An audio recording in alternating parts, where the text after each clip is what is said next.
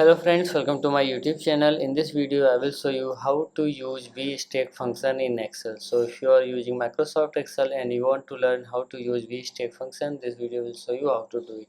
Here you will see this is the January cell, this is also January cell, and this is also January cell.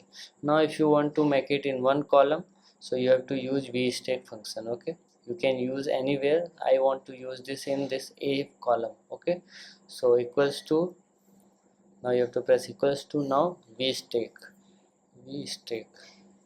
Now it will ask for array 1, so array 1 will be this January cell. Okay, now comma, now array 2, this will be the array 2, and now comma, this will be the array 3. Okay, now bracket close,